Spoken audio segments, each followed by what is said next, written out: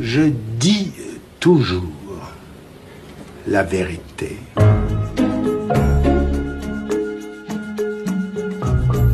Comment était-ce avant que fût repéré l'inconscient? Ben, c'était pareil.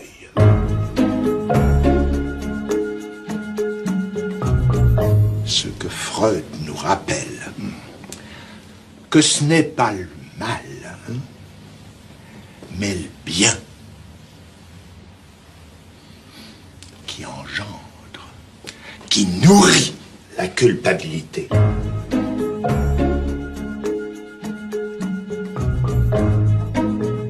Est-ce que vous connaissez Lacan, que beaucoup dont je suis considèrent comme le plus grand psychanalyste depuis Freud? Moi, en tout cas, c'est ici, à Venise, au début des années 70, que j'ai compris pour la première fois qui il était.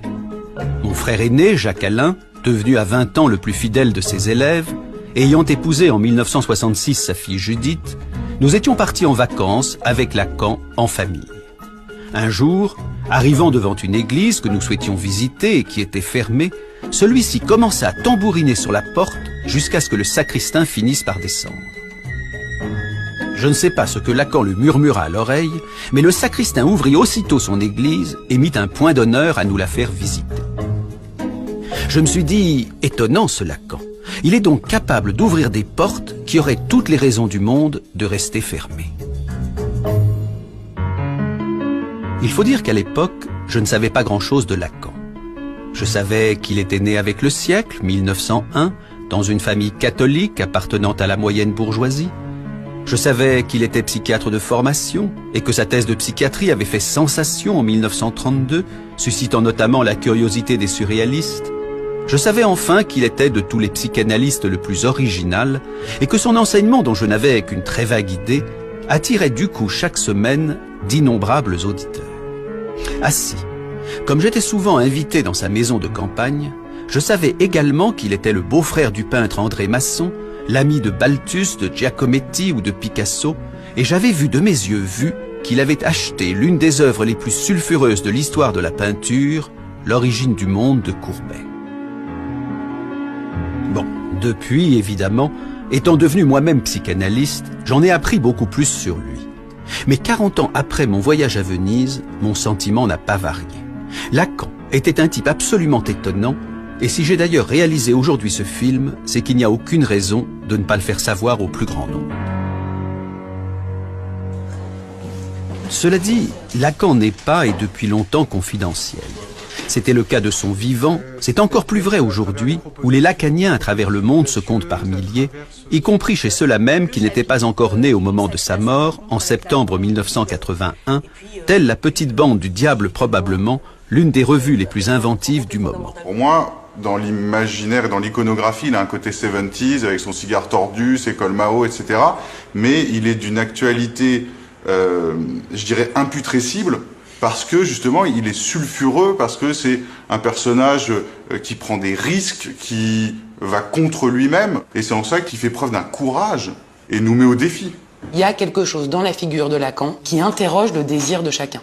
Sa personne, son style, son désir, l'extrême singularité qui l'anime, interroge chacun. Et il m'a semblé à cet égard qu'au fond, Lacan était le diable. Pas le diable au sens où on l'entendrait comme le méchant. Il fait, lui, cette référence au diable amoureux de Cazotte. Le diable qui vient interroger chacun au plus intime de son être et lui dire, au fond, qu'évoye. Bien vu. Qu'évoye, que veux-tu vraiment? C'est en effet la question que Lacan posait à chacun de ceux qui venaient le voir dans son bureau aujourd'hui mythique. Car l'histoire de Lacan, c'est d'abord l'histoire du 5 rue de Lille. C'est le bureau de Jacques Lacan.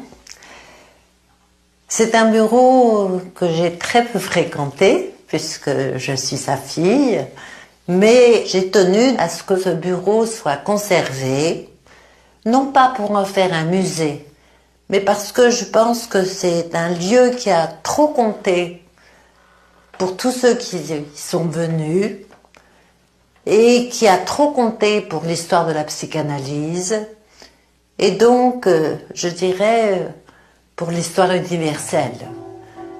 Il faut bien dire que tout l'enseignement de Lacan vient de ce qu'il a entendu dans ce bureau.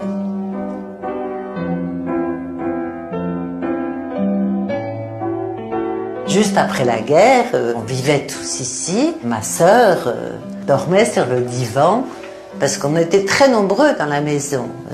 L'appartement a 117 mètres carrés. Il y avait nous quatre, ma mère, mon père, Laurence et moi. Et puis les maçons étaient là aussi. Ils sont rentrés d'Amérique et pendant quelques temps, donc, Laurence devait dormir sur ce divan qu'elle dégageait quand elle allait à l'école, et peut-être un peu plus tôt, parce que mon père commençait très tôt. À 7 heures du matin, jusqu'à pas d'heure, avec Gloria, dont mon père considérait qu'elle faisait partie de sa pratique.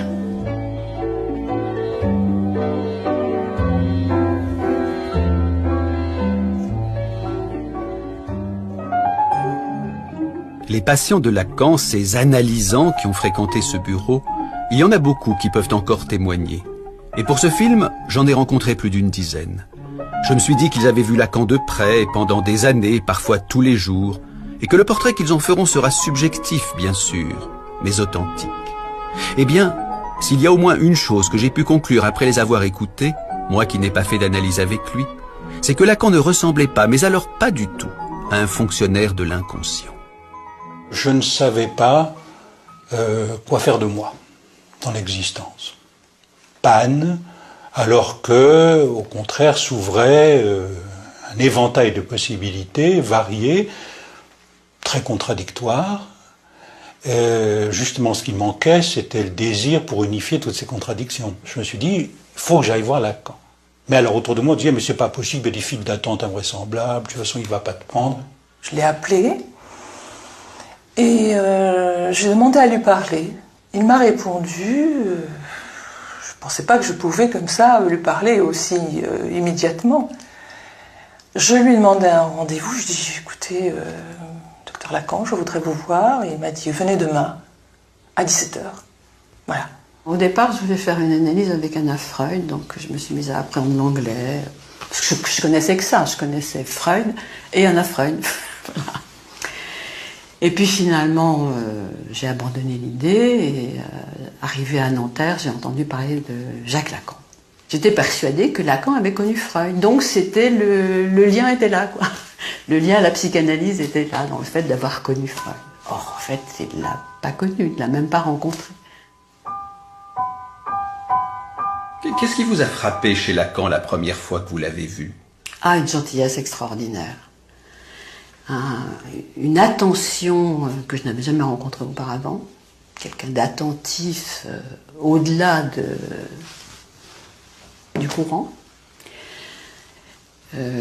une présence, voilà, une présence attentive. Tous les mots avaient un poids, avaient une importance considérable.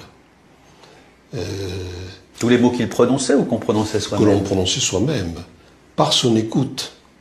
Même quand on parlait de choses tout à fait banales, des choses du quotidien, mais qui venaient là dans les séances, il avait une manière de les écouter en les reprenant, que ça en faisait comme des objets précieux à travailler. Et souvent, on a entendu dire que Lacan s'occupait à toute autre chose. Lacan s'occupait surtout à écouter celui qui lui parlait.